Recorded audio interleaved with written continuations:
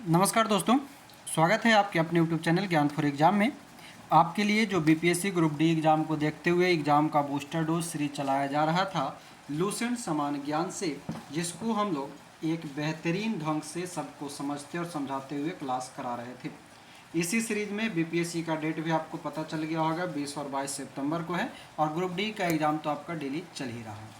तो इसलिए आप लोग डेली क्लास को देखा कीजिए, बहुत ही बेहतरीन आपको सपोर्ट करेगा और ये बेहतरीन काम करेगा।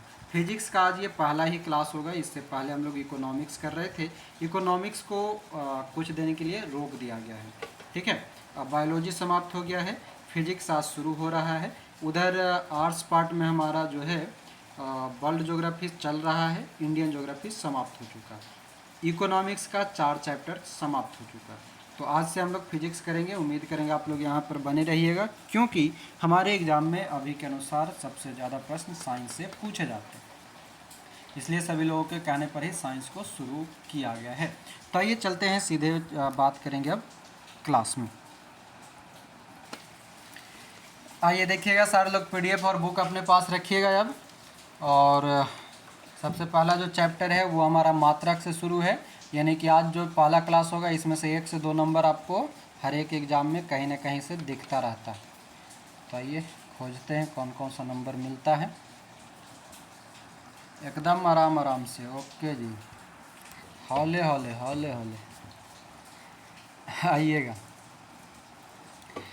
चलिए सारे लोग अब पीडीएफ पे, किताब पे अपना अपना ध्यान देंगे, कान और ध्यान एक रखेंगे, क्योंकि ये दोबारा पढ़ने का मौका मिलेगा नहीं, हम बता दे रहे हैं पहले। 15 दिन आपके पास समय है, इसलिए हौले हौले।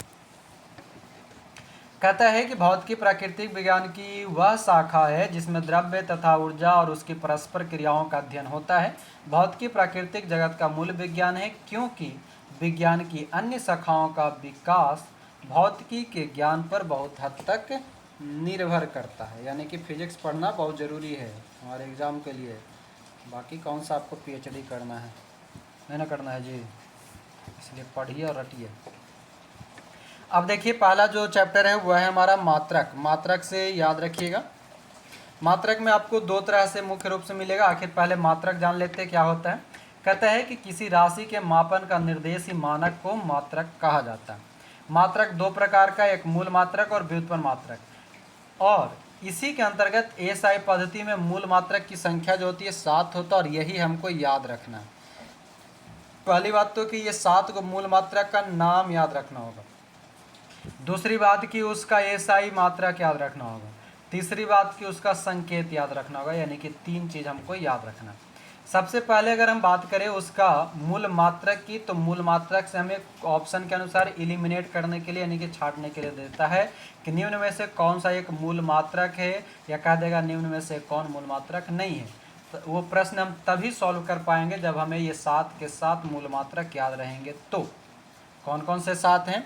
सबसे पहला होता है हमारा लंबाई, दूसरा द्रव्यमान, तीसरा समय, चौथा ताप, पांचवा विद्युत धारा, छठा जो होता है ज्योति तीव्रता, और सातवां होता है पदार्थ का परिमाण। जब भी हमारे एग्जाम में अगर प्रश्न अब तक हमने देखा है, आप लोगों ने भी देखा होगा, तो प्रश्न फंसाने के लिए जो ऑप्शन में रहता है वो हमारा 7वां नंबर ऑप्शन ज़्यादातर रहता है। कह देगा कि निम्न में से कौन सा एक मूल मात्रक है, जिसमें से 3 आपको रहेगा कोई और मात्रक, एक दे देगा पदार्थ का परिमाण। और जो ही हमें याद नहीं रहता, ठीक ना, तो याद रखना है पदार्थ का परिमाण जो है वह हमारा मूल मात्रक है, फंडामेंटल यूनिट है। जैसे मूल्य कर्तव्य होता है, उसी तरह से ये फंडामेंटल क्या है, यूनिट है। कौन कौन सा? लंबाई, द्रव्यमान, समय, ताप, विद्युत धारा, ज्योति तीव्रता और पदार्थ का परिमाण। सबका ये सही मूलक भी याद रखना होगा। जैसे लंबाई की मात्रक मीटर में, लंबाई को हम किस में मापते हैं? मीटर में मापते हैं। मीटर में, फीट में से मापते हैं। एसआई के अनुसार हम, एसआई मात्रक के अनुसार मीटर में मापते हैं, तो मीटर को। द्रव्यमान को हम केजी में मापेंगे, किलोग्राम में। समय को हम सेकंड में मापते हैं। ताप को केल्विन पर मापते हैं। विद्युत धारा को एम्पियर पर मापेंगे। ज्योति तीव्रता को कैंडेला पर मापेंगे। और पदार्थ का परिमाण को मोल पर मापते हैं। तो इसका एसआई मूल मात्रक भी याद रखना होगा। दूसरा कहता है एसआई की संपूरक मूल मात्रक। कुछ संपूरक भी होते हैं, मतलब कौन सा, तो जिसे हम व्युत्पन्न कहते हैं वही वाला। कहता है कि समतल कोण और घन कोण, यानी कि सॉलिड एंगल और प्लेन एंगल, समतल कोण और घन कोण, इसका दोनों का मात्रक याद रखना है। समतल कोण का मात्रक रेडियन होता है, जबकि घन कोण या ठोस कोण का स्टेरेडियन होता है। बहुत ही बेहतरीन है। रेडियन और स्टेरेडियन में कन्फ्यूजन नहीं रखना है। रेडियन जो होता है वो समतल होता है, जबकि स्टेरेडियन सॉलिड होता है, यानी घन कोण होता है।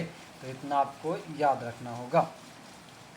फिर कहता है कि एसआई के कुछ मात्रकों के नए नाम और संकेत। ठीक है, जैसे कि ताप, ताप जो है डिग्री सेंटीग्रेड लिखाता था पहले, अब लिखाता है डिग्री सेल्सियस। मात्रक वही है, मतलब कि साइन वही है, नाम चेंज हो गया है। टेम्परेचर को पहले हम सेंटीग्रेड में मापते थे, जो कि अब किस में मापते हैं, सेल्सियस में मापते हैं। पूछ सकता है या पूछ, ये ताप केल्विन वाला भी बता देते हैं। क्या बोले, वो आप हमारा, सर ये जो हाँ जो केल्विन है ना, वो टेम्परेचर के अनुसार वो हमारा मूल मात्रक में आता है। जबकि अभी जो ताप को मापा जाता है डिग्री सेल्सियस या डिग्री सेंटीग्रेड में, तो पहले वही डिग्री जो सेंटीग्रेड था वर्तमान में डिग्री सेल्सियस में बदल दिया गया है। यानी कि जो एसआई का मतलब होता है, क्या होता है, इसका फुल फॉर्म क्या बताएंगे, इंटरनेशनली ये होता है, जल्दी से बताइए। स्टैंडर्ड, बोलिए जल्दी, किन्हीं को नहीं पता एसआई का पूरा नाम है? हमें पता था कि वही बोलिएगा। एसआई का जो यहाँ पे फिजिक्स पढ़ रहे हैं तो अब सब इंस्पेक्टर बन रहे हैं, बनिएगा अगला साल में। क्या होता है सर? सिंबल है सर। स्टैंडर्ड इंटरनेशनल सिस्टम होता है जी, एसआई मात्रक जो होता है ना, स्टैंडर्ड इंटरनेशनल सिस्टम। बताइए ज़रा, बताइए बताइए, घोर बेइज्जती कर दिया आपको मेरा। याद रखिएगा एसआई का पूरा नाम। अभी ग्रुप डी वाला लोग ज़्यादा याद रखिएगा, पूछता है बहुत फुल फॉर्म, कहीं पूछ दिया आप ही के मैंने तो हो जाएगा गड़बड़। हम बता दिए, कहिएगा नहीं कि गुरुजी ने बताए थे। ठीक है, चलिए। तो स्टैंडर्ड इंटरनेशनल सिस्टम या स्टैंडर्ड इंटरनेशनल यूनिट के रूप में जाना जाता है। ठीक है, इसको याद रखिए। स्टैंडर्ड भी होता है सर? क्या होता है, स्टैंडर्ड भी होता है? हाँ शुरू में स्टैंडर्ड लिखिएगा ना, स्टैंडर्ड सिस्टम होता है, international system. International system of unit. हाँ उल्टा करके बोल सकते हैं, एएसआई मतलब स्टैंडर्ड इंटरनेशनल, तो उसको उल्टा करके भी आप बोल सकते हैं। चलिए ठीक है, उस पर ज़्यादा विचार नहीं करना है। आगे क्या कहा है, आवृत्ति। आवृत्ति जो है कंपन प्रति सेकंड में पहले मापा जाता था। पहले आवृत्ति में ऐसे भी कंपन होता है, फ्रीक्वेंसी होता है। ठीक है, तो उसमें क्या हुआ कि आवृत्ति को पहले कंपन पर सेकंड मापा जाता था सीपीएस में, जिसको अब बदल दिया गया हर्ट्ज में। ठीक ना, हर्ट्ज कहा जाता है। दूसरा है ज्योति तीव्रता। ज्योति तीव्रता को पहले कैंडल शक्ति में मापा जाता था सीपी, जिसे अब बना दिया गया कैंडेला। ठीक है, तो ज्योति तीव्रता को हम किस में मापते हैं, कैंडेला में मापते हैं। ताप को अब हम सेल्सियस में मापते हैं, आवृत्ति को हम अब हर्ट्ज में मापते हैं। तो यहाँ तक आपका ये हो गया। ऊपर के सभी, हाँ ताप को केल्विन एसआई मात्रक हो गया। अभी और आएगा हम लोगों को आगे, सीजीएस मात्रक, एमकेएस मात्रक, पता नहीं इसमें दिया है कि नहीं दिया है। 3-4 गो अलग अलग तरह के मात्रक होता है। ठीक ना, जो कि परिवर्तित करके मुख्य रूप से स्टैंडर्ड माना जाता है किसको, एसआई को ही, इसलिए इसका नाम रखा गया स्टैंडर्ड इंटरनेशनल, जो कि पूरे वर्ल्ड में एक समान यूज होता है। पहले एमकेएस होता था, सीजीएस होता था, जो कि अब कम यूज होता है। हाँ आगे देखिए, कहता है कि वे सभी मात्रक जो मूल मात्रकों की सहायता से व्यक्त किए जाते हैं व्युत्पन्न मात्रक कहलाता है। क्या कह रहा है कि वो सभी मात्रक जो मूल मात्रक की सहायता से, मतलब परजीवी है, दूसरा पर आधारित हो जाता है, उसको व्युत्पन्न मात्रक कहते हैं। जैसे कहता है बहुत लंबी दूरियों को मापने के लिए प्रकाश वर्ष का प्रयोग किया जाता है, यानी कि प्रकाश वर्ष किसकी मात्रक है, दूरी का। हाँ, प्रकाश वर्ष किसकी मात्रक है, तो दूरी का मात्रक है। और जितना लाल लाल बॉक्स में है लाल लाल याद रखिएगा। एक प्रकाश वर्ष बराबर 9.46 गुना 10 पर पावर 15 मीटर। यही अगर किलोमीटर में कह देगा तो 10 पर पावर 12 कर दीजिएगा। बात समझ गए? फिजिक्स स्टार्ट किए हैं सर। क्या बोले? फिजिक्स स्टार्ट किए। नहीं, भौतिकी।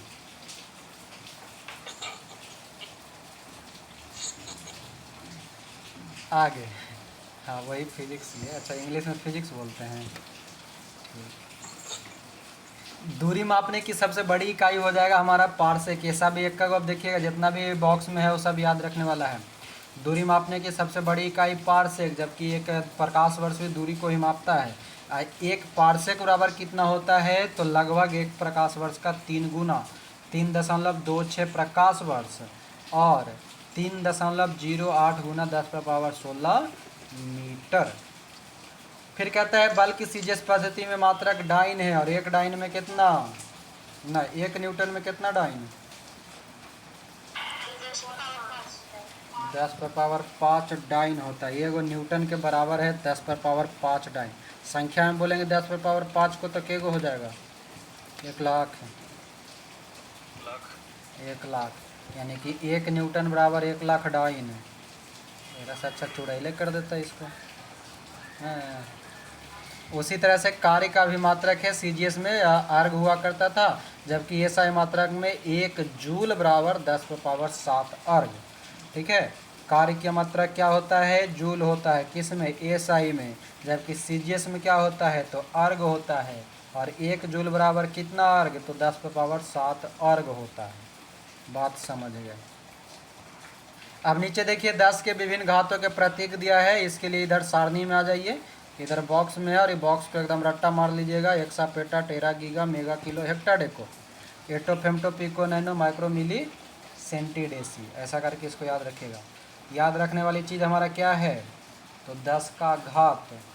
बात समझ रहे हैं क्या कह रहे हैं? जो देखिए एक्सा और एटो एक साथ सबको याद रखिएगा, ज़्यादा याद होगा। सबसे पहले नीचे से आइए, डेका से, डेका और डेसी, ऐसे हम लोग को याद करवाए थे सर। डेसी, सेंटी, मिली, माइक्रो, नैनो, पिको, फेम्टो, एटो, ठीक ना? तो उसी तरह से याद रखिएगा। डेसी मतलब -1, पहले डेसी याद रखिए। डेसी मतलब क्या है? 10 पर पावर -1। 10 याद रखने की ज़रूरत नहीं है, वो सब उतना कॉमन सब में रहेगा। हम लोगों को याद रखने की ज़रूरत क्या है? तो पावर याद रखने की ज़रूरत है। किसको याद रखेंगे?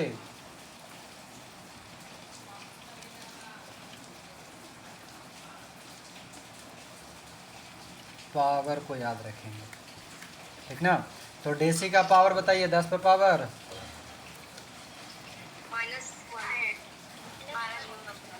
-1। हाँ, डेसी से बड़ा होता है सेंटी। सेंटी में कितना? -2। सेंटी से भी और थोड़ा बड़ा हो जाता है मिली। तो मिली में कितना? -3। अच्छा, हमको पहले ये समझाइए, हमको ये बताइए 10 पर पावर -1 बड़ा कि 10 पर पावर -2 बड़ा?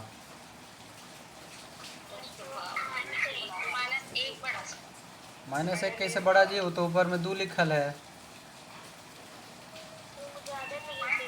लेकिन सर माइनस में है ना। अच्छा, माइनस में है। हाँ, याद रखिएगा। नंबर बढ़ेगा सर हाँ, याद रखिएगा।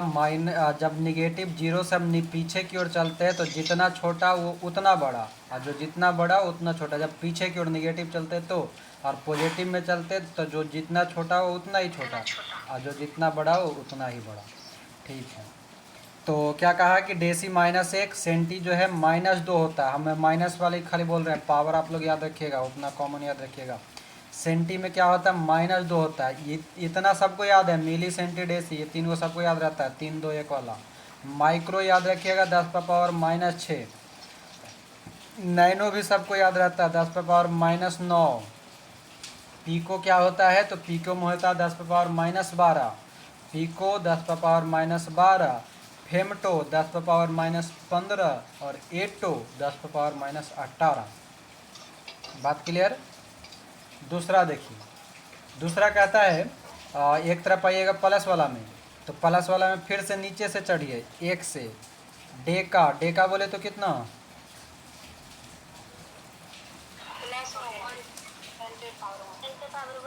10 के पावर 1, डेका बोले तो 1, हेक्टो बोले तो 2, किलो, किलो में 3, सबको याद रहता है।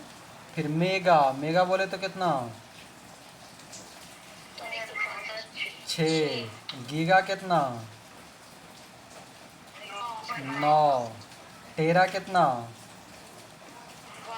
12, पेटा 15 और एक्सा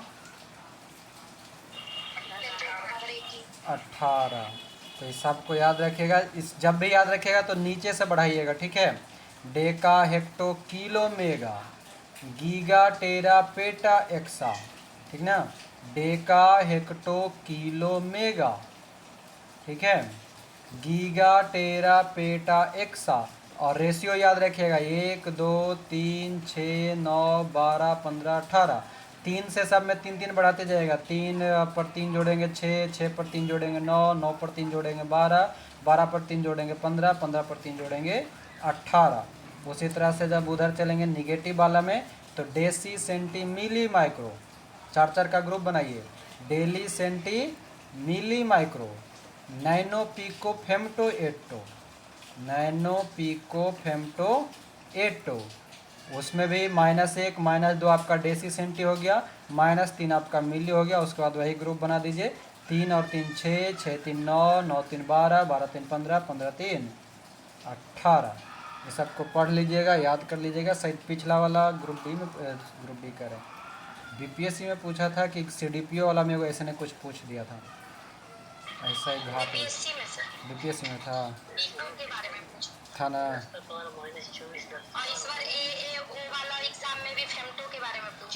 पूछा है ना, तो ये पूछते रहता है। ये वाला इधर से आपका 8 गो, उधर से 8 गो, 16 गो, 16 गो जो है इस 16 गो में घूमते रहता है क्वेश्चन, इसलिए ये सब याद रखिएगा। नीचे वाला 3 गो याद रखे की जरूरत है नहीं। डेका, हेक्टो, किलो सबको याद रहता है। उधर से डेसी, सेंटी, मिली याद रखे की जरूरत नहीं है। किलो मतलब नॉर्मल सबको समझते होंगे, तो ये सब याद रखे की जरूरत नहीं। हम लोग फंसते कहाँ से हैं, तो फंसते हैं 9 के ऊपर से, ठीक है। जबकि नैनो में उधर -9 वाला नैना हो जाएगा, ठीक है। बाकी पिको, फेमटो और एटो, पिको में लोग कहाँ फंस जाता है, पिको से उसको 15 जोड़ देता है, मगर 15 नहीं, एक का 3 कम करके याद रखिएगा। पिको में -12 होता है। और वही पेटा जब जाता है प्लस में तो 10⁻15 पेटा प्लस में हो जाता है। तो पेटा और पिको में लोग हमेशा फंसता है। हम क्या बोले, पिको मतलब -12 और पेटा तो 15, पेटा तो 15, पिको तो -12, और पेटा का ही उल्टा फेमटो, पेटा का उल्टा फेमटो, यानी कि 10⁻15, और उधर फेमटो चला जाएगा 10⁻−15। बात समझ गए। उसी तरह से देखिए एक्सा और एटो, अगर एक्सा और एटो का आपको पावर याद रह जाएगा तो आप अंतर निकाल सकते हैं। एक्सा मतलब 18 प्लस में, जबकि एटो -18, एटो में -18। तो कुछ चीज़ जो कि डायरेक्टली एक समान दिख जाता है, अंतर छट जाता है, और कुछ में रिटर्निंग होता है, तो सब पे ध्यान रखना होगा। बात समझ गए, याद कर लेंगे आप लोग, कीजिएगा जी। याद हो गया, जल्दी से बताइए पेटा का।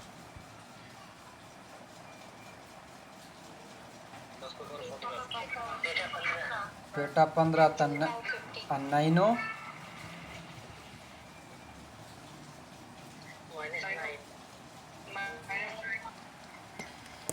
अब दूसरा चैप्टर पे ध्यान देंगे, गति पे। और गति में देखिए सबसे पहला कहता है अदिश राशि, यानी कि राशि जो होता है 2 प्रकार का होता है। ये राशि भी सब लोग याद रखिएगा, तरह तरह के नाम और उसके अनुसार राशि होता है। बहुत ही सारा ट्रिक वगैरह होता है, मगर किसी को याद न रहता है, ट्रिक फ्रिक के चक्कर में न रहिएगा, डायरेक्टली याद रहता है तो याद रख लीजिए, ठीक है। बाकी जिसको जैसे याद रहता है रखेगा, प्रयास कीजिएगा।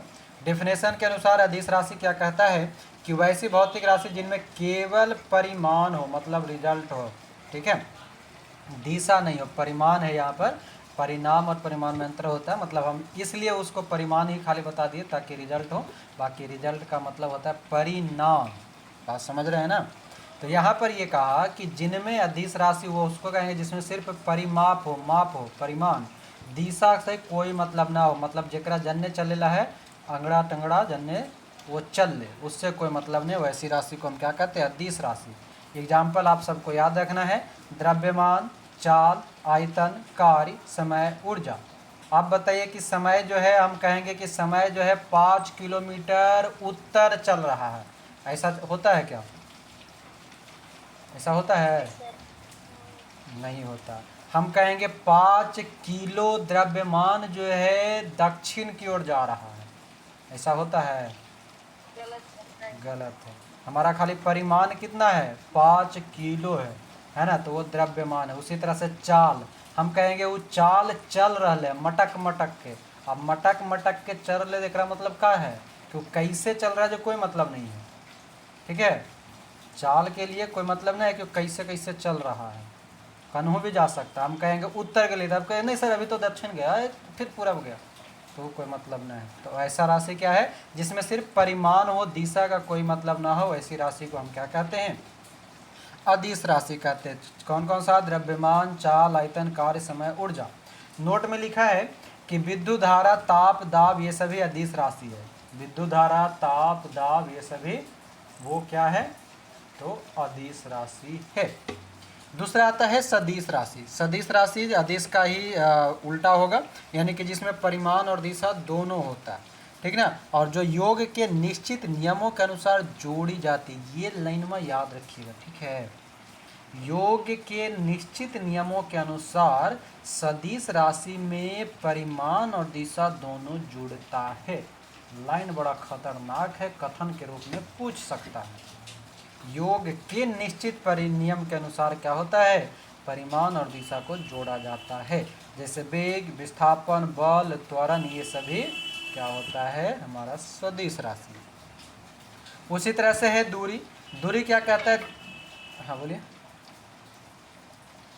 जैसे लोसार और लोनार और क्या था, उपसौर और अपसौर का बताए थे, वैसे सदिश का और अदिश का भी बता दीजिए।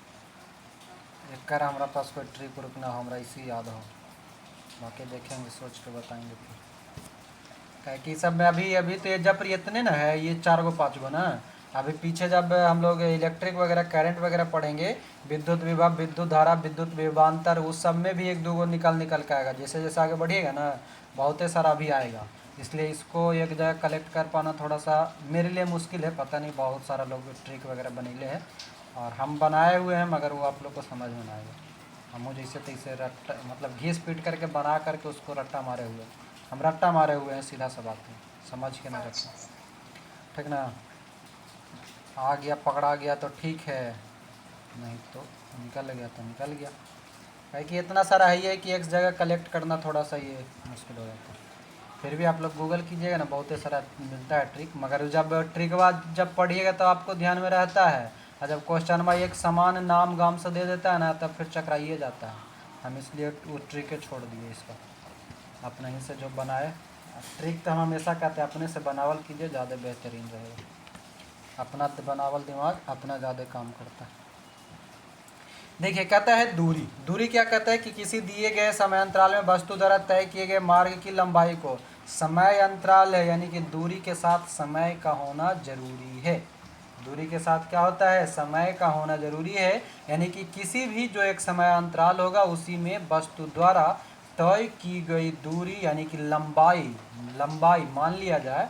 अगर आप तो किसी एक बिंदु से, मान लिया जाए आप घर से निकल करके क्लास जा रहे हैं, तो क्लास जाने और आने में आपकी टोटल लंबाई और उस लंबाई को पार करने में आपकी दूरी समय, वो क्या कहलाता है, दूरी कहलाता है। यानी कि दूरी का संबंध जो है वो लंबाई और समय के उपरांत चलता है। बात समझ गए? अब आ गया ये कहता है कि दूरी क्या है, तो एक अदिश राशि है और ये हमेशा पॉजिटिव होता है। दूरी हमेशा क्या होता है, पॉजिटिव होता है। ये सब कथनात्मक रूप से याद रखिएगा। पॉजिटिव कहने का मतलब ये है कि आप कितनों दूर चलिए, आप घर से क्लास चले जाइए, क्लास से घर आ जाइए, ऐसा नहीं है कि आप घर से क्लास गए और क्लास से घर आए तो आपका दूरी 0 हो जाएगा। नहीं, जितना दूर आप आगे गए उतना दूर ही पीछे आए, यानी कि दूरी आपको मापा जाएगा। मगर एक ऐसा भी होता है जो कि आप जाइए कितना दूर, अब बीच में फिर अगर लौट के वही बिंदु पे आ जाइएगा तो वो आपका वो शब्द नहीं होता, यानी कि वो परिभाषा नहीं होता। अभी आगे हमको मिलेगा वैसा भी। ठीक है, तो दूरी क्या है, पॉजिटिव होता है, अदिश होता है और एक समय अंतराल के अनुसार उसकी लंबाई को मापी जाती है। दूसरा होता है विस्थापन। विस्थापन मतलब डिस्प्लेसमेंट, मतलब ये कि एक निश्चित दिशा में दो बिंदुओं के बीच लंबवत दूरी को विस्थापन कहते हैं। लंबवत दूरी कहने का मतलब ये है कि सबसे न्यूनतम, विकर्ण पढ़े हैं मैथ वगैरह में, आप लोग पढ़े होंगे, जब आयत वगैरह बनाते हैं उसको कहते हैं कि विकर्ण खींचा गया है बिंदु ए से सी की ओर। अब ए से सी की ओर खींचेंगे तो जो तिरछी लंबाई जो है वही हमारा क्या, यानी कि जहाँ पर किसी भी जगह पर जाने के लिए हमको न्यूनतम से न्यूनतम भी अगर हमको वो डिस्टेंस तय करना पड़ जाए वो हमारा क्या कहलाता है, विस्थापन कहलाता है। यानी कि एक निश्चित दिशा में दो बिंदु के बीच की लंबवत दूरी को विस्थापन कहते हैं। और विस्थापन कैसी राशि है, तो सदिश राशि है जिसका एसआई मात्रक मीटर होता है। विस्थापन का एसआई मात्रक मीटर है। कहता है विस्थापन जो है धनात्मक, ऋणात्मक और शून्य भी हो सकता है। ठीक है, ये पॉजिटिव, निगेटिव और शून्य, उदासीन तीनों हो सकता है कौन, विस्थापन। जबकि दूरी ऑलवेज पॉजिटिव होता है। चाल, चाल क्या कहता है कि किसी वस्तु द्वारा प्रति सेकंड तय की गई दूरी, मतलब एक सेकंड में आप कितना देर चलते हैं, कितना दूर चलते हैं, वो आपकी क्या है, चाल है। चाल का परिभाषा, ये सूत्र सबको याद ही होगा, चाल बराबर दूरी बटा समय। और चाल कैसी है, तो अदिश राशि है, इसका मात्रक मीटर पर सेकंड है। ध्यान रखिएगा मीटर पर सेकंड है, आगे चल करके मीटर पर सेकंड स्क्वायर भी आएगा, तो वहाँ पर बताएंगे काहे आया, जो क्यों, मतलब किसका था और क्यों आया। ठीक है, तो चाल क्या हो गया, प्रति सेकंड तय की गई दूरी, मतलब एक सेकंड में आप जितना दूरी चलिएगा वही आपका चाल है। मतलब कहने का मतलब ये है कि कोई व्यक्ति 1 किलोमीटर चलने में 5 मिनट लेता है, कोई व्यक्ति 10 मिनट लेता है, तो उसकी समय अंतराल पर निर्भर है, यानी कि उसकी चाल जो है दूरी के अनुसार वो कितना समय ले रहा है वही चाल कहलाता है। अब आगे आइए, तीसरा है, अगला जो है वेग है, यानी कि वेलोसिटी। वेलोसिटी क्या कहता है कि किसी वस्तु के विस्थापन की दर को एक निश्चित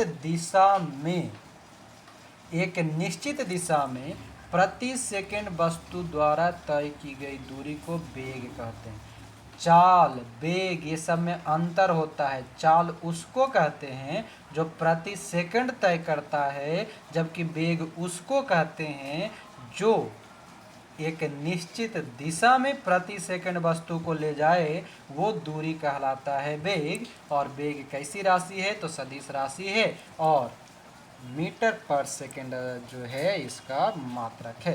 यानी कि चाल और वेग दोनों का मात्रक सेम है, मीटर पर सेकंड। पूछता है प्रश्न क्या, कि निम्न में से किसका एसआई मात्रक एक समान होता है। अब ऑप्शन खोजिएगा, तो ऑप्शन में से ए आपको अगर इसके बारे में रहेगा तो ये दे देगा, चाल और वेग एक साथ, तो वो एलिमिनेट कीजिएगा। नेक्स्ट आता है हमारा त्वरण। त्वरण की बात करें एक्सीलरेशन की, तो क्या कहता है कि किसी वस्तु के वेग में परिवर्तन, मतलब वो कि आप किसी एक बिंदु से दूसरे बिंदु तक जाने में अपने वेग में परिवर्तन कर रहे हैं, यानी कि निश्चित दिशा में जाने के लिए आप प्रति सेकंड वेग परिवर्तित करते रहेंगे, वो हमारा क्या कहलाएगा, त्वरण कहलाएगा। कहना हम ये चाह रहे हैं, मान लिया जाए कि आपको 1 किलोमीटर की दूरी तय करने के लिए बोला गया, उसमें से ये आप कर रहे हैं कि 500 मीटर की दूरी जो है वो आप 5 के स्पीड से चल रहे हैं, फिर आगे के 250 मीटर जो है 6 के स्पीड से चल रहे हैं, फिर आगे के स्पीड जो है वो आप 3 के स्पीड से चल रहे हैं, आगे के 250 मीटर। तो ये सभी में जो परिवर्तन हो रहा है आपके वेग में प्रति सेकंड हो रहा है और एक निश्चित दिशा में हो रहा है, तो वैसी परिवर्तन को हम क्या कहते हैं, त्वरण कहते हैं, एक्सीलरेशन। एक्सीलरेशन मतलब एक्सेलेरेटर जो हमारा गड़िया में होता है, नहीं देखते हैं भीड़ आता है तो एकदम 80 के स्पीड में, और खाली जगह रहता है तो 0 के स्पीड में चलते हैं ना। यस सर, भीड़ रहता है तो 80 के स्पीड में गाड़ी चलाते हैं। खाली रोड में 0 के स्पीड से। इसने आदमी एक्सीडेंट करता है, करता नहीं है, करवाता है। अपने तो बच जाता है, दूसरा को मार देता है। ठीक है, तो एक्सीलरेशन जो है वो हमारे कंट्रोल पर है, यानी कि हमारे अनुसार वो चलता। एक्सीलरेशन क्या है? तो सदिश राशि है। ये SI मात्रक इसका क्या हो गया? क्या है त्वरण का SI मात्रक? बोलिए जल्दी। हाँ, मीटर पर सेकेंड स्क्वायर। अब अंतर समझ में आया? अभी तक हम लोग पढ़े थे 2 मीटर पर सेकेंड, किसका किसका? चाल और वेग का, है ना। जबकि मीटर पर सेकेंड स्क्वायर किसका हो गया? मीटर पर सेकेंड स्क्वायर किसका?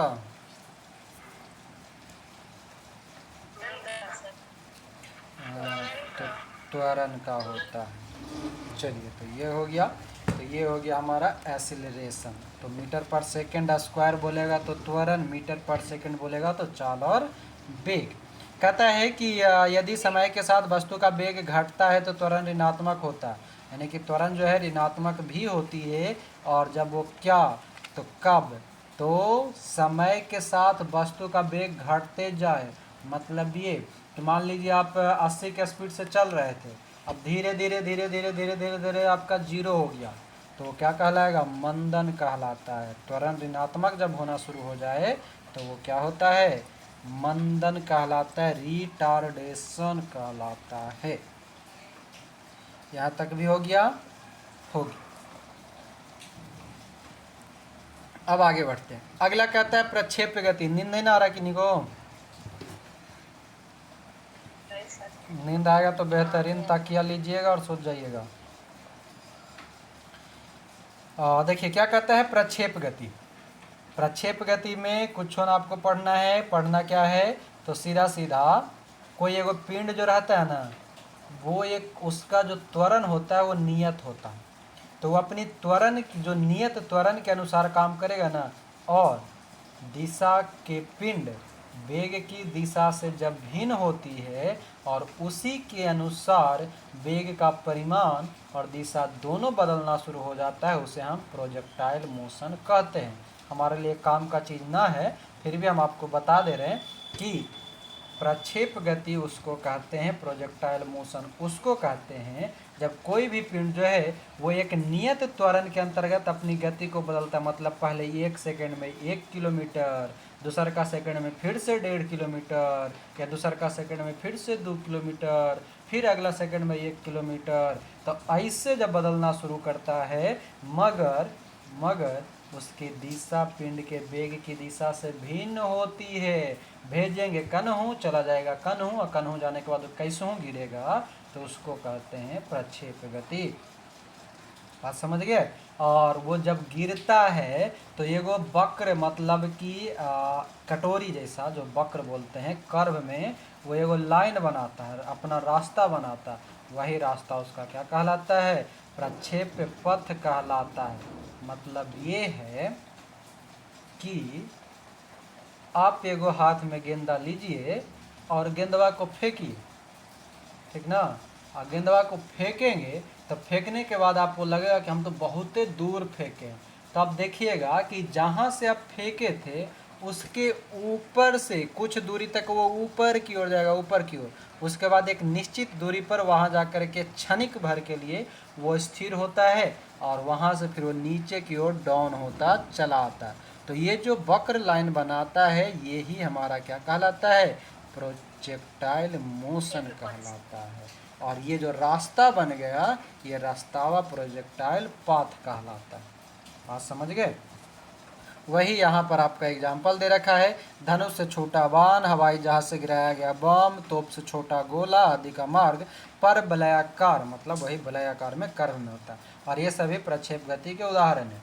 जरूरी नहीं है कि यही पूछेगा, कुछ भी पूछ देगा जिसमें कि वक्र, वो देखिए सीधा सीधा बात ही है ना कि किसी भी चीज़ को अगर आप एक दूरी के लिए फेंकिएगा, ये तो होता है कि ठीक है हाथ में लिए हुए एकदम सीधा सीधा गिरा दिए, सीधा सीधा गिरा दिए तो हमारा प्रक्षेप के अंतर्गत नहीं आएगा। मगर हम थोड़ा सा भी कर्व करके फेंकेंगे तो हमारा क्या होगा? प्रक्षेप गति के अंतर्गत आता है। चाहे हमारा फुटबॉल हो, चाहे हमारा बॉल हो, एक व्यक्ति से दूसरा व्यक्ति तक फेंकना होगा तो हमारा प्रोजेक्टाइल ही बनाएगा। अब ऐसा ना कहिए कि सर हम छतवा पर से नीचे एक आदमी के सामने गिराएंगे तो प्रोजेक्टाइल होगा, ना होगा। वो कहा है कि सीधा सीधा वो एक समान निश्चित त्वरण के अनुसार नीचे गिरेगा, उसमें प्रोजेक्टाइल मोशन का कोई काम नहीं है। अब आइए आगे कहता है कि प्रक्षेप गति एक द्विविमीय गति है, अर्थात एक समतल में गति है। प्रक्षेप गति क्या है? तो एक द्विविमीय गति होता है और एक समतल में गति करता है। समतल मतलब एक निश्चित दूरी तक जाने के बाद फिर से नीचे आ जाता है। प्रक्षेप की अधिकतम दूरी तक फेंकने के लिए उसे 36 से 45 डिग्री का कोण बनाइएगा। एकदम कड़ाक से याद रखिएगा इसको, ठीक ना, एकदम कड़कड़ा के। क्या बोला? आप किसी भी वस्तु को अगर आपको दूर तक फेंकना है तो 45 डिग्री का एंगल बनाइए। 45 डिग्री का एंगल बनाएंगे तब आपका सही हो जाएगा। ठीक है, हम भी यहाँ से आवाज़ को 45 डिग्री पे फेंक रहे हैं, दूर तक जाएगा, जा रहा है ना? इसीलिए नहीं आ रहा है इसका। है? कभी कभी 45 से 50, कभी कभी 45 से 35 में जा रहा था, अभी जाएगा 45 पे। ठीक है। मतलब ये आप समझ गए ना कि किसी भी चीज़ को अगर दूर तक फेंकना है, जैसे कि जो पुलिस वगैरह का तैयारी कर रहे होंगे उनको गोला फेंकेला बोला जाता है ना। लगभग 7-7.5 किलो के गोला रहता है, तो उसको फेंकना है तो कोई ऐसे डायरेक्ट सीधे हाथ ऐसे बढ़ा देता है, तो उससे कम दूरी तय करते हैं। क्या बैलेंस लेकर के फेंकिए, 20-25 फीट आराम से चला जाता है। यानी कि 45 डिग्री का एंगल पे फेंक दीजिए, कोई भी वस्तु अधिकतम दूरी तय करेगा। दूसरा कहता है कि प्रक्षेपण कोण थीटा एवं 90 माइनस थीटा दोनों के लिए क्षैतिज परास समान होता है। इसको भी याद रख लीजिएगा। प्रक्षेपण कोण क्या होता है? तो 0 डिग्री यानी कि थीटा एवं 90 माइनस थीटा दोनों क्षैतिज परास बनाता है। प्रक्षेप पथ के उच्चतम बिंदु पर वेग एवं त्वरण के बीच का 90 डिग्री का कोण बनता है, यह भी याद रख लेंगे। क्या बोला? प्रक्षेप पथ वही जो प्रोजेक्टाइल था, प्रोजेक्टाइल पथ, उस पर क्या होता है? वेग और त्वरण के बीच का 90 डिग्री का कोण बनता है। फिर कहता है दूसरा आता है वृत्तीय गति। आवाज सबको क्लियर है? अभी सही है सर। चलिए ठीक है, अब आइए वृत्तीय गति पर। वृत्तीय गति मतलब सर्कुलर मोशन। सर्कुलर मोशन मतलब जो भी गोलाकार चलेगा, ठीक ना, कि तब भी आपको छोड़ दीजिए। सर्कुलर मोशन में जो चलता है वो क्या होता है? अगर एक समान गति से चलेगा तो एक समान गति, असमान गति से चलेगा तो असमान गति, बाकी कुछ ना। बाकी जो अगला याद रखे वाली चीज़ है वो क्या है कि वृत्तीय गति एक त्वरित गति होती है, क्योंकि वेग की दिशा प्रत्येक बिंदु पर बदल जाती है। तो हमको ये याद रखना है कि वृत्तीय गति, सर्कुलर मोशन जो है वह त्वरित गति पर, त्वरण किसको कहते हैं? जल्दी से बताइए।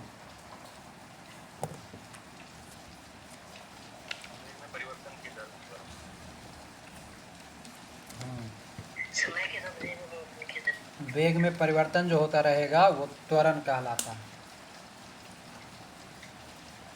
त्वरण का ऐसा ही मात्रक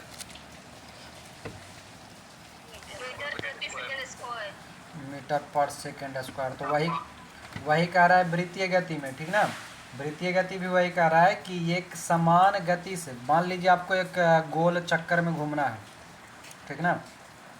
गोल चक्कर में घूमिएगा तब आप अगर एक समान मतलब वही एक कंटिन्यू चलिएगा एक स्पीड से, तब वो एक समान होगा। और जहाँ जहाँ मोड़ आएगा वहाँ वहाँ आपका अगर स्पीड कमेगा या बढ़ेगा तो वो क्या होगा? वो असमान गति होता है। तो वही कह रहा है कि वृत्तीय गति एक त्वरित गति में चलता है, क्योंकि जैसे ही मोड़ आता है तो लगभग स्पीड क्या होता है? कुछ ना कुछ डाउन हो जाता है। और डाउन नहीं कीजिएगा तो फेंका जाइएगा इधर से उधर, ठीक है। मोड़ वगैरह गाड़ी चलाते होंगे तो देखते होंगे, जैसे मोड़ आता है तो हम लोग क्या करते हैं? गाड़ी का स्पीड कम कर देते हैं, ठीक। ना कम करे वाला जाता है गड्ढा में।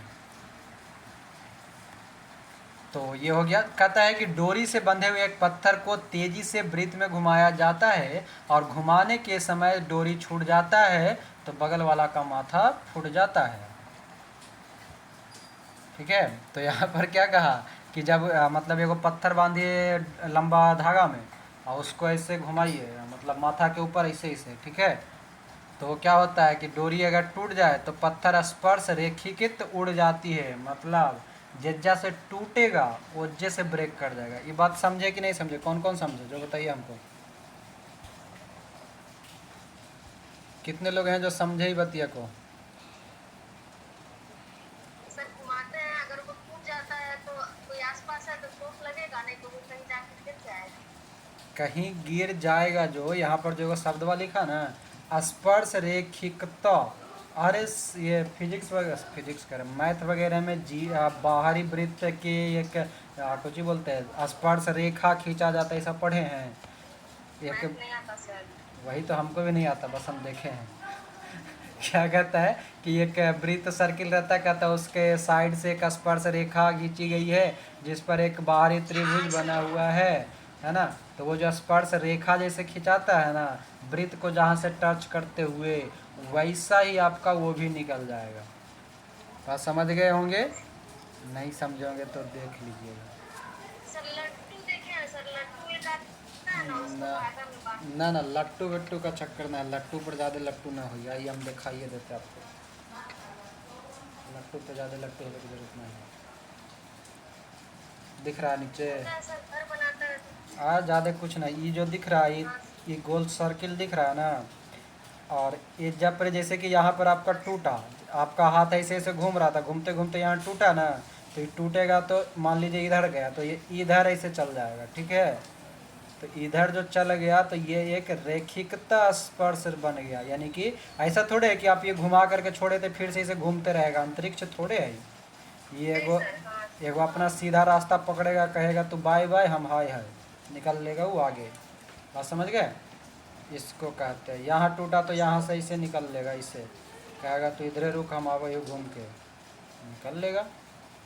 अगर ये जब पर ही कोई रह गया, ठीक ना, दो छोटी वाली हथबो है जी, हाँ छोटी वाली का हाथो है, ठीक ना, दो पैर भी है, एक कर हाँ या सर, अगर कोई रहेगा तो उसको चोट लगेगा। हाँ तो इधर आके चोट लगेगा। बात समझ गए?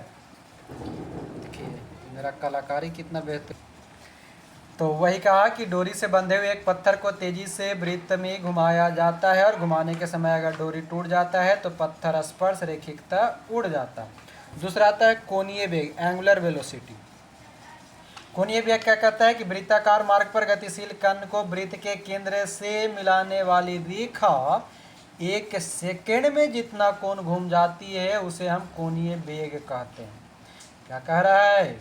वृत्ताकार मार्ग पर कोई एगो गतिशील वस्तु है तो वृत्त के केंद्र से उसको सामने मिलाने वाली रेखा जो एक सेकंड में जो कोण बना लेगा वही कोणीय वेग कहलाता है। कोणीय वेग को हम ओमेगा के नाम से सूचित करते हैं और ओमेगा बराबर होता है थीटा बाई टी।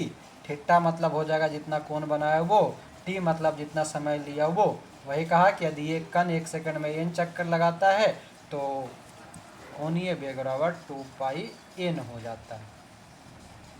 बात समझ गए? क्योंकि एक चक्कर में कण 2 पाई यानी कि 360 डिग्री रेडियस में घूम जाती है, इसलिए 2 पाई लिखा।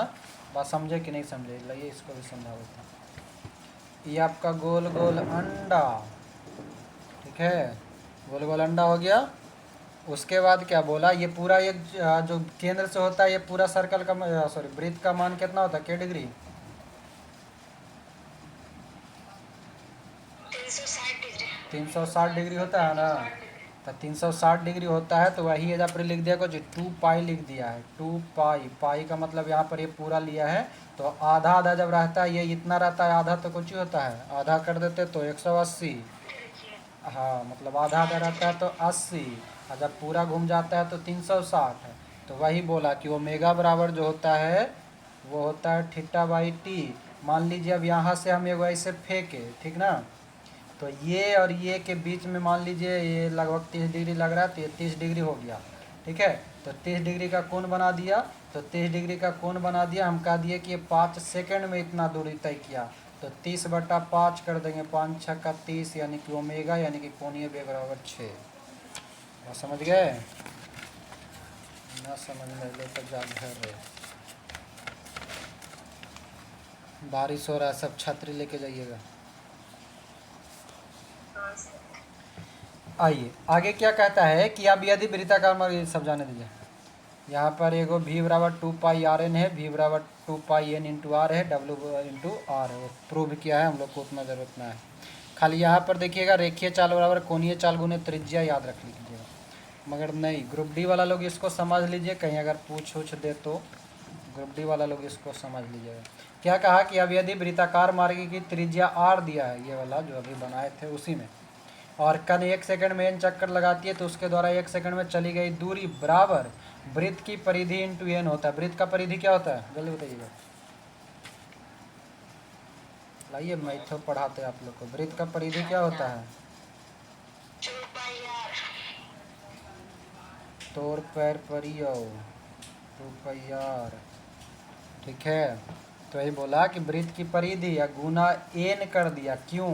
क्योंकि यहाँ पर क्या दिया था कि 1 सेकंड में n चक्कर, ये जो चल रहा था ना 1 सेकंड में अगर n चक्कर लगाएगा तो वही दिया कि जब इसको हम बदलेंगे 1 सेकंड में n चक्कर चलेगा तो वृत्त पूरा चलेगा ना, ये पूरा वृत्त है तो ये पूरा चलेगा, तो पूरा के लिए वृत्त की परिधि निकाला तो वही कर दिया 2πrn, और बाकी आपका जो भी है जितना मान दिया रहेगा उसको रख दीजिएगा। बात समझ गए? बाकी जो भी दिया रहेगा उसको रखिएगा। जैसे यहाँ पर वेलोसिटी की बात कर रहा था, 2πrn दिया है, v बराबर कर दिया है, v बाहर इधर लिया तो 2πn कर दिया इंटू r कर दिया, जो कि r हमको पता नहीं है, या त्रिज्या दिया रहेगा तो ठीक। और यहाँ से देखिए तो 2πn, और अभी एगो हम लोग इधर पढ़े थे किसमें, ओमेगा बराबर क्या होता है 2πn, थीटा बाई टी या फिर 2πn कर सकते हैं, काहे कि ये 2π लिया था ना, वही हो गया। तो वही चीज़ को यहाँ पर दे दिया है, और का उतना समझ लीजिए। बाकी आप लोग मैथ के एक्सपर्ट है ये हैं, उतना तो समझ ही सकते हैं। हमरा जैसन भौंद नहीं ना है जी मैथ के नाम पे।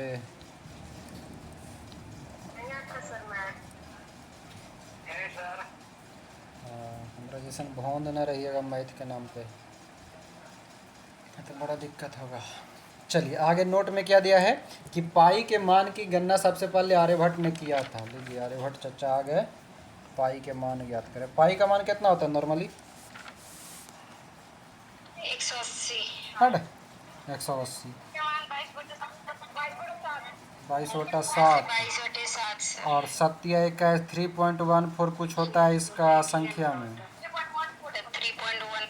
हाँ देखिए तनी मनी मैथ हम जानते हैं, तनी मनी। अब आइए न्यूटन चाचा के पास चलिए, तो जल्दी से कितना टाइम बच रहा है, न्यूटन चाचा का 3 गो खत्म कर देते हैं नियम। और देखेंगे कहता है कि न्यूटन का गति नियम, सबको पता होगा कि न्यूटन के जो भौतिकी के पिता हैं न्यूटन, इन्होंने 1687 ईस्वी में इनका एक किताब था प्रिंसिपिया, उसमें इन्होंने सबसे पहले गति के नियम को प्रतिपादित किया। पहला कहता है न्यूटन का प्रथम गति नियम, क्या? तो यदि कोई वस्तु विरामावस्था में, तो अब छोड़िए इसको, कोई आदमी तब तक सुतल है जब तक कि उसको कोई जगावे ना, उसको कहते हैं न्यूटन का पहला नियम। बात समझ गए? यानी कि कोई भी वस्तु अगर वो शांत बैठा हुआ है, विराम अवस्था में है, तो तब तक बैठल रहेगा जब तक ओरा कोई धक्का ना मारे, 2-4 गो लात ना मारे। और जब तक वो आदमी चल रहा है तब तक ओकरा रोकेला कोई आदमी आकर के ओकरा आगे से न रोके, तब तक वो चलते रहेगा। तो उसको क्या कहते हैं? न्यूटन का पहला नियम कहते हैं। मतलब सीधा सीधा अगर साइंस की भाषा में समझें तो यदि कोई वस्तु विरामावस्था में है तो वो विराम अवस्था में ही रहेगा, और अगर वो वस्तु एक समान चाल से अगर चल रहा है तो एक समान चाल से वो चलता रहेगा। कब तक? जब तक कि उस पर कोई बाहरी बल काम न करता हो, उसी को कहा जाता है पहला नियम। और पहला नियम से जो इम्पोर्टेंट है वो हमारे लिए अगला लाइन इम्पोर्टेंट है। क्या भाई? तो पूछता है कि न्यूटन के पहला नियम से क्या मिलता है, तो गैलीलियो का नियम भी मिलेगा, साथ में जड़त्व का भी नियम मिलेगा। फिर कहता है कि बाह्य बल के अभाव में किसी वस्तु की अपनी विरामावस्था या समान गति की अवस्था को बनाए रखने की प्रवृत्ति को जड़त्व कहते हैं। मतलब वो कि कोई वस्तु रखल है, जैसे रखल है ओजे ओजे रखले रहेगा, तो रखल है तो रखल है, यानी कि वो जड़त्व है, यानी कि उस पर कोई बाहरी बल जब तक नहीं लगेगा तब तक वो जड़त्व की अवस्था में रहेगा। और अगला लाइन भी इम्पोर्टेंट है कि पहला नियम से हमको बल की परिभाषा मिलता है। तो पहल का नियम से डेफिनेशन तो लगभग हम सब लोग पढ़े ही होंगे बचपन में। अभी तो बुढ़ापा आ गया है तो क्या कीजिएगा, बचपन में जो पढ़े होंगे उसके लिए क्या, तो कि तब तक शांत रहेगा तब तक उसको कोई जगाए नहीं, और जब तक वो भागता रहेगा जब तक उसको कोई रोके नहीं। तो वैसे अवस्था को हम कहते हैं न्यूटन का पहला नियम। हमको जो अब याद रखना है वनडे एग्जाम के लिए, उसमें से अभी 3 चीज़ हम लोगों को इम्पोर्टेंट दिखा। कौन कौन सा? पहला गैलीलियो का नियम, दूसरा का जड़त्व का नियम, तीसरा का बल की परिभाषा। अब बल की परिभाषा ज़रा अभी ध्यान में रखिएगा, आगे एक और मिलेंगे मौसा जी, ठीक है, और मौसा मिलेंगे तब फिर दिमागवा घूमेगा, इसलिए ज़रा ध्यान से। यहाँ पर क्या बोला? बल की परिभाषा पहला नियम से। अब देखिए बल की परिभाषा क्या कहता है कि बल वह बाह्य कारक है जो किसी वस्तु की प्रारंभिक अवस्था में परिवर्तन करता है या करने की चेष्टा करता है। मतलब आप किसी को बल लगा करके ढकेल सकते हैं या ढकेल पाएंगे। मतलब अब एगो 10 किलो के सिलेंडर है, अब वो 10 किलो के सिलेंडर आप उठा सकते हैं। एगो 100 किलो का सिलेंडर है, आप उठाने का प्रयास कीजिएगा। ये सब क्या है? बल है, ठीक ना। और बल क्या है? सदिश राशि है। मात्रा किसका होता है? न्यूटन बाबा। बल की मात्रक न्यूटन। जल्दी से हमरा बताइएगा 1 न्यूटन में के गो डाइन है?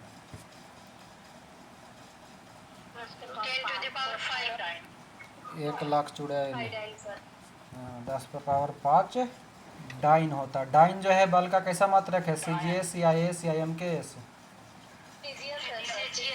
CGS मात्रक है।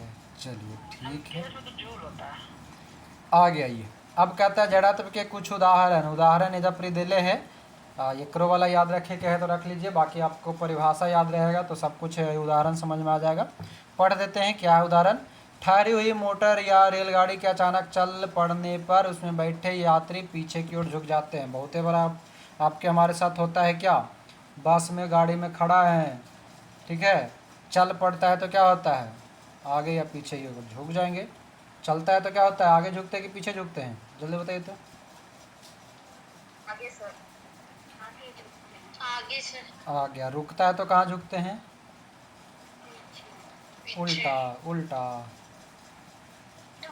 नहीं सर, चल के अगर रुकेगी ना तो आगे झुक जाते हैं, सब गाड़ी में नहीं झुकते हैं। सब गाड़ी में खड़ा होकर चलिएगा तब तो। खड़ा होने का बात हो रहा है। अब बैठ करके बेल्ट लगा करके 2-4 गाड़ी में खड़ा कैसे होंगे सर? बस गाड़ी ना हो भाई, ट्रेन गाड़ी ना हो भाई, बैलगाड़ी ना हो भाई, टमटम गाड़ी ना हो भाई, ओरा में खड़िया होइएगा तब पता चलेगा। अचानक चलेगा तो पीछे झुकेंगे सर। तो वही तो कह रहे हैं, जब चलेगा तो पीछे जाएंगे, रुकेगा तो आगे जाएंगे। रुकेगा तो आगे। हाँ लीजिए, येहू न पता है, फील कर लेंगे तो ऐसे लिखा जाएगा। येहू न पता है। अब क्या बोले आप लोग को, तनी मनी देहातिया बन करके घूमल कीजिए। साइंस है सब जगह, सगरो साइंस है। वो कि वो कार्य हम गाड़ी में झुकवे नहीं करता। 4 गो बेल्ट लगा के, सीट बेल्ट लगा करके बैठल रहिएगा 4 व्हीलर में, तो झुकेगा कैसे आदमी बताइए? अब वो समझेगा कैसे कि साइंस होता क्या है, नहीं समझ में आएगा। 4 व्हीलर में भी आगे की ओर झुकता है सर, ब्रेक लगने पे। ऐसा नहीं है, सीट बेल्ट लगाने पे भी झुकता है ना, अनुभव नहीं किए होंगे ये। जी सर, थोड़ा सा झुक जाता है। हाँ, तो ये याद रखिएगा। कभी कभी ये प्रश्न यही पूछ लेता है कि आगे झुकेगा कि पीछे झुकेगा। एरो में प्रश्न पूछा जाता है कि कोई चलती गाड़ी अगर अचानक रुके या ब्रेक मारे तो व्यक्ति का शरीर कहाँ जाएगा, आगे जाएगा कि पीछे जाएगा, ठीक ना।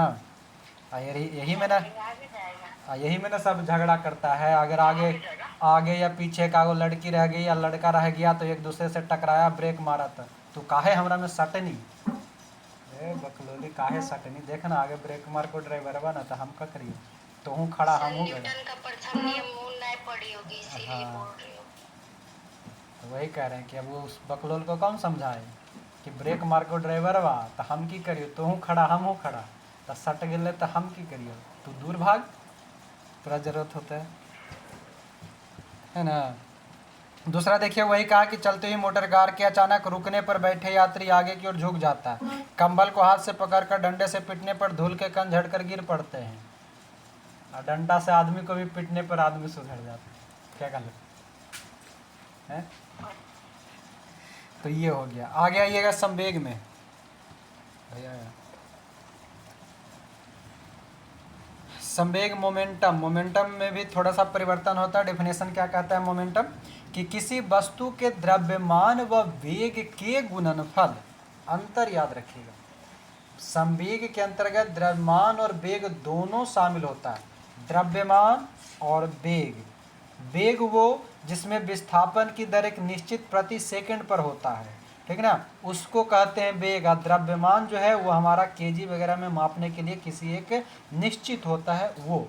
जब ये दोनों को हम एक साथ गुना कर देते हैं ना तो वो क्या होता है, संवेग कहला जाता है। वही यहाँ पर लिखा है कि संवेग बराबर वेग गुना द्रव्यमान। और संवेग कैसा राशि है, सदिश राशि है, मतलब कि इरा में परिमाण भी होगा और दिशा भी होगा। काहे कि हमको पता है कि वेग कैसी राशि है, सदिश राशि है। संवेग भी कैसी होगी, सदिश राशि होगी। और जरा सा दिमाग लगाइए तो इसका एसआई मात्रक भी हमको याद हो जाएगा कि द्रव्यमान का एसआई मात्रक क्या होता है। द्रव्यमान का एसआई मात्रक केजी, किलोग्राम, जबकि वेग का मात्रक क्या होता है, मीटर पर सेकंड होता है। और जब हम दोनों के गुना कर देंगे तो क्या हो जाएगा, केजी मीटर पर सेकंड हो जाएगा। बात समझ गए ना। संवेग मतलब वेग गुना द्रव्यमान बराबर संवेग। संवेग का एसआई मात्रक होता है, द्रव्यमान को अलग निकाल दीजिए, वेग को अलग निकाल दीजिए, दोनों को गुना कर दीजिए, उसका मात्रक मिल जाएगा। यानी कि संवेग का एसआई मात्रक केजी मीटर पर सेकेंड। कहीं कहीं पर आपको केजी इंटू मीटर पर सेकेंड या डायरेक्टली लिखा रहेगा, ज़्यादातर वो इंग्लिश वर्ड यूज करता है, केजी एम स्लैश एस दे दिया रहेगा, तो उससे छाट लेंगे हम। आइए अब चर्चा के दूसरा न्यूटन पे आते हैं, मतलब नियम पे। क्या कहता है न्यूटन का दूसरा गति नियम। ये क्या कहता है कि किसी वस्तु के संवेग में परिवर्तन की दर उस वस्तु पर आरोपित बल के समानुपाती होता है। क्या कहा, वेग और द्रव्यमान तो है ही, किसी भी वस्तु में अगर वेग और द्रव्यमान मौजूद है यानी कि संवेग मौजूद है, उस पर अगर आप कोई बल लगा रहे हैं यानी कि न्यूटन के दूसरा नियम में बल की जरूरत है, मगर किस आधार पे, जब द्रव्यमान और वेग दोनों एक साथ हो तो क्या हो जाता है, वो लगाया गया बल संवेग के समानुपाती हो जाता है। और वो जो है संवेग परिवर्तन बल की दिशा में होता है। कथनात्मक रूप से ये लाइन याद रखिएगा कि जब संवेग में किसी भी बल को आरोपित किया जाता है तो संवेग परिवर्तन जो है बल की दिशा में होता है। जने ढकेलेंगे उन्हीं ने ढकलाएगा जी, सीधा सा बात है। कहता है कि अब यदि आरोपित बल एफ बल की दिशा में उत्पन्न त्वरण ए एवं वस्तु का द्रव्यमान एम हो तो न्यूटन की गति के दूसरा नियम एफ बराबर एम ए, एफ बराबर एम ए। और इसी को हम क्या कहते हैं, बल का व्यंजक कहते हैं। बात समझ में आया। अभी थोड़ा देर पहले हम लोग पढ़े थे बल का परिभाषा केकरा से आया था,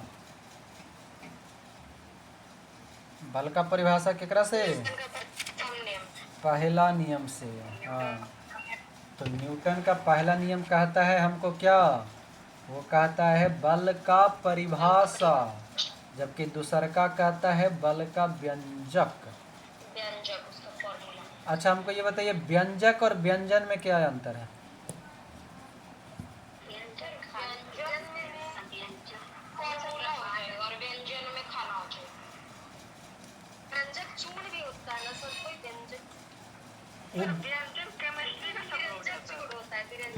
वो व्यंजक होता है, हम व्यंजन पूछ रहे हैं, व्यंजन।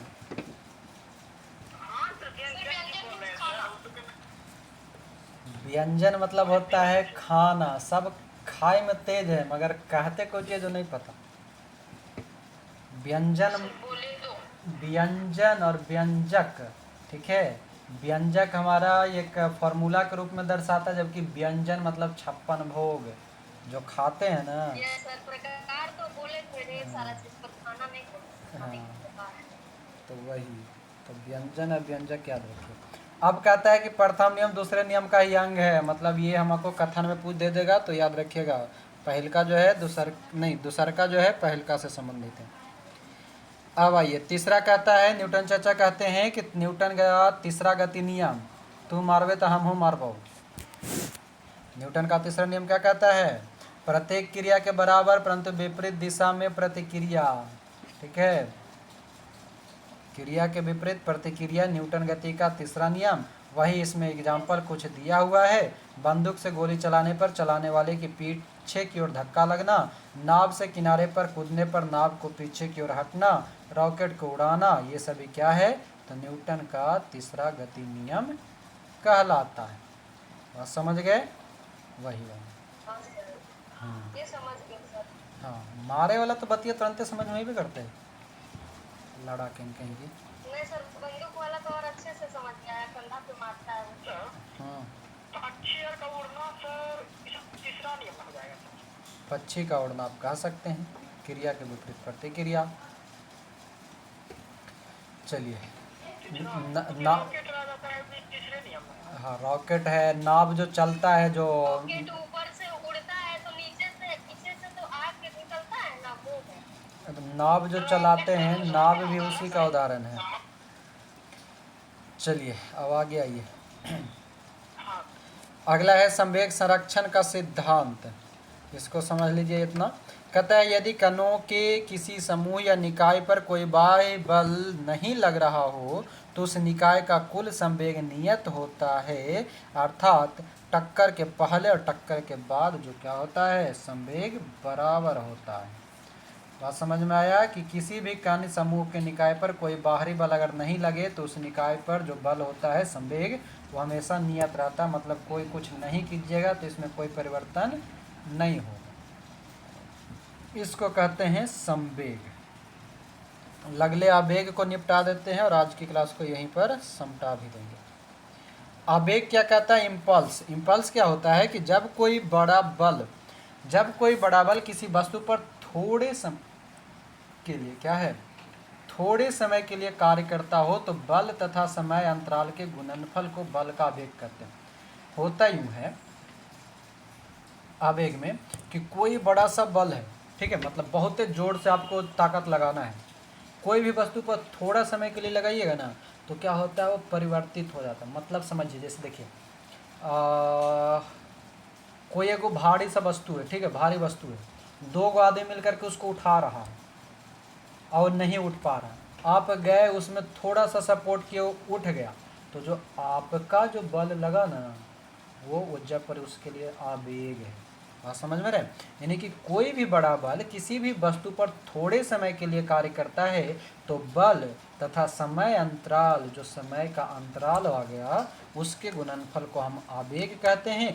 और आवेग बराबर क्या होता है, बल गुना समय अंतराल बराबर संवेग में परिवर्तन। यानी कि हम एक लाइन में कह सकते हैं आवेग क्या है, तो संवेग में परिवर्तन को आवेग कहते हैं। क्योंकि संवेग हमको पता है कि उसमें द्रव्यमान और वेग होता है, तो द्रव्यमान और वेग जब संवेग में है, ये है, उसमें थोड़ा सा और हम फोर्स लगा दिए तो वो जो कठिन काम था, भारी वस्तु जो था, वो किसी और तीसरा फोर्स के कारण वो क्या हो गया, आसान हो गया, समय में उसके अंतर आ गए, वो क्या कहलाता है, आवेग कहलाता है। और आवेग कैसी राशि है, तो सदिश राशि है। इसका मात्रक क्या होता है, न्यूटन सेकेंड होता है। क्या होता है, न्यूटन सेकेंड। और इसकी दिशा वही होती है जो बल की होती है। अब काहे नहीं होगा, उतना तो हम लोग समझ ही सकते हैं, जन लगाएंगे उन्हीं ना भागेगा, थोड़े हम लगाएंगे आगे से तो भागेगा पीछे, ऐसा होता है? नहीं होता है। तो बल की दिशा वही होगा जो क्या होगा, आवेग की दिशा होगी, या आवेग की दिशा वही होगा जो बल की दिशा होगी। बात समझ में आ गया? कोई दिक्कत यहाँ तक? Yes sir. पूरा फिजिक्स समझ में आ गया? नहीं सर, अभी पूरा कहाँ, आधा ही, आधा भी नहीं, सिर्फ एक चैप्टर में पूरा समझ में आ गया? पूरा नहीं, जहाँ तक पढ़ाया चलिए, तो ये हो गया समाप्त। जहाँ तक सर पढ़ाएगा वही तक समझ में आएगा। तो साइंस का ये चैप्टर हो गया समाप्त। बाकी इसी को कल हम लोग कंटिन्यू कर लेंगे, और कल तीसरा चैप्टर भी हो जाएगा, कार्य ऊर्जा शक्ति, जो कि कार्य ऊर्जा शक्ति में थोड़ा सा कुछ इम्पोर्टेंट भी रहेगा, यानी कि कल का क्लास भी कोई मिस न कीजिएगा। कल उत्तोलक भी पढ़ना है, ठीक है? ऑब्जेक्टिव क्या होगा सर? होगा उत्तोलक भी पढ़ना है, तो कल उत्तोलक भी पढ़ेला सब लोग तैयार रहिएगा। हाथ में छुरी और हाथ में नींबू और मिर्चाई और सरौता, कैंची और साइकिल के हैंडल लेके। तो बाकी आज की क्लास को यहीं पे रखते हैं। इसमें लेकर रखना है सर। हाँ, मिलते हैं अगले क्लास में। अभी के लिए सबको धन्यवाद। जय हिंद।